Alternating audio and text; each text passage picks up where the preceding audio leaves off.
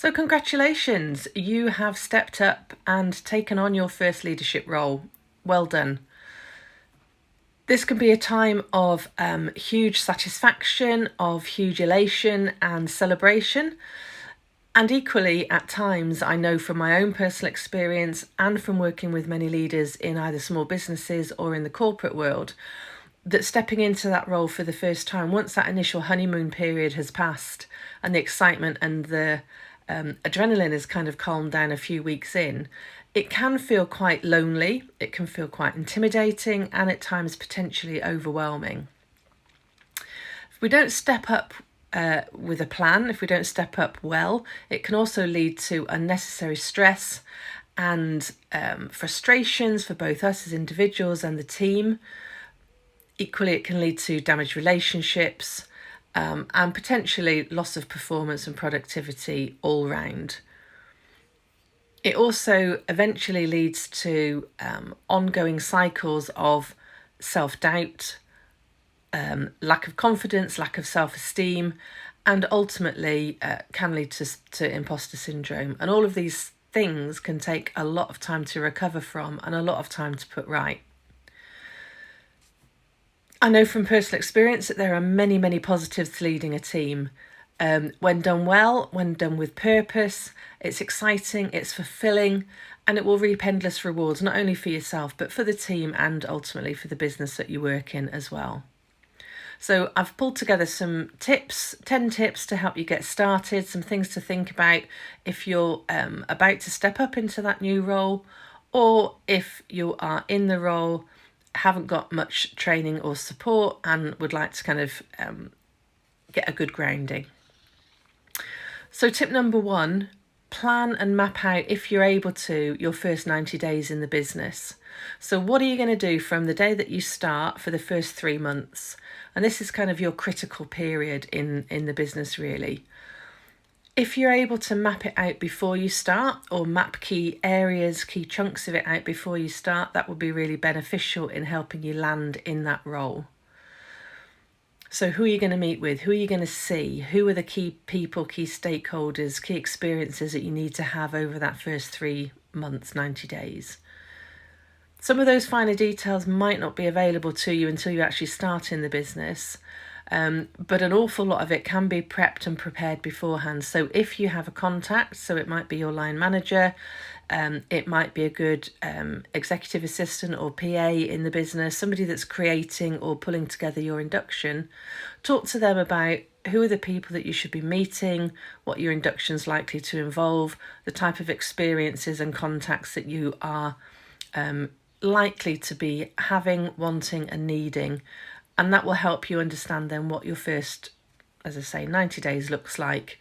And you can then also plan in the additional things that you want to put in place to help you embed for that first 3 months. Number 2 is being a key part of meeting the team and key people. So who are your team? Get to know them, be introduced to all of them, understand what they do, how they all work together, what their experiences are. Meet your line manager, and then other key stakeholders in the business. Understand what their knowledge, their previous experiences, future aspirations are, how they work together, what are the teams that they work alongside, what are their codependencies, interrelational relationships within the business, what's working well, what's maybe not working so well at the moment, and really try and understand what's going on within the team but also outside the team. And consider the relationship that you'd like to have with your own line manager. So think about the type of things you want to be asking for. So the way you like to be communicated, the way you like to be managed, the sorts of things that you would like them to be providing you with. If that conversation is handled diplomatically and with an intent to building that relationship, building, facilitating communication and building great relationships between the two of you, most line managers will be receptive and will want to work with you so that they can get the most out of you. Number 3 is about gathering information. So go on a fact-finding mission. Don't initially look to change anything. Go and use your eyes and your ears. Ask lots of questions, listen to what you're being told, observe what's going on around you, and then take the opportunity to step back with those fresh eyes that you're bringing into the business and really learn about the team, about the culture of the business, the opportunities, the challenges, and think about your team, the team that you're taking over. Do they have a great reputation? Do they have a poor reputation? How are they perceived in the business currently? And consider and reflect on all this information before you take any action and make any changes. Number 4 is about communicating, or considering rather, your communication strategy. So find out how things have been done previously.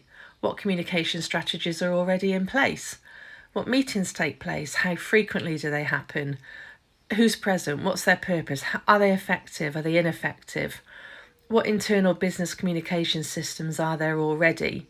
So, are there emails, notice boards, town halls, team briefings, that kind of thing? What's in place already? What's working and what's not? And do people feel informed? Do they really feel listened to and informed? Or could these systems do with some adjustments, some amendments? Do we need to add some communication structures in or take some out?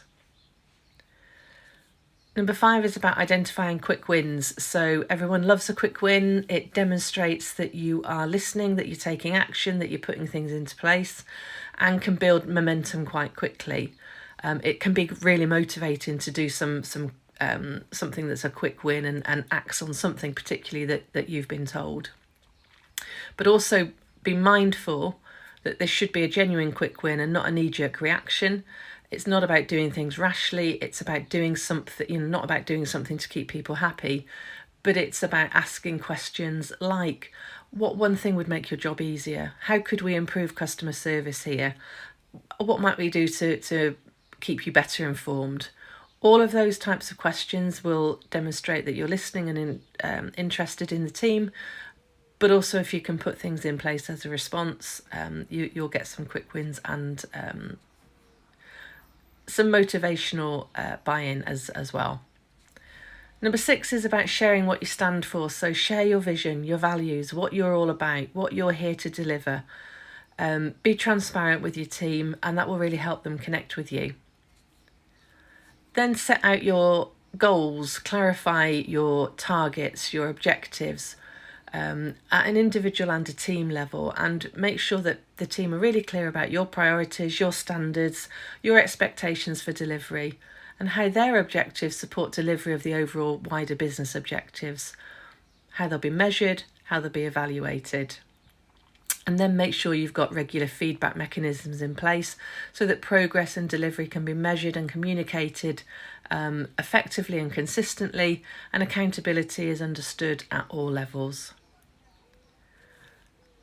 Really get to know your team and encourage them to know you. So building relationships, particularly in the early stages, is key. Building trust and relationships are the foundations of a great team. And you can only do this if you start to understand and start to relate to people at that deeper level. So get to know them on a deeper level than their job. Understand, who they are, what their history is, what their expertise is. Understand who their partners are, what their family looks like, what their hobbies are, what their interests, their motivators are, and so on. And share about yours as well. So share your who you are. Be demonstrating of you and your authenticity. You can run team builds, you can run events and activities that will really help them to get to know you. Consider the leadership shadow that you want to cast. So who or what is the leader that you want to be? And get clear on those 2 questions. So who am I? What do I want to be? Or what's the leadership shadow I want to cast when I'm doing what I'm doing and being who I'm being? And then lead by example and role model those behaviours so that the team can really see you delivering and living those things in action. And building reflection time. So number 10 is about regularly reflecting what you're doing, how you're doing it, how it's going, what's happening in the team, and build in those reflections so that you can develop and build on the plan 90 days and beyond. building reflection with your line manager, building reflection time with your team, make adjustments, and have huge success.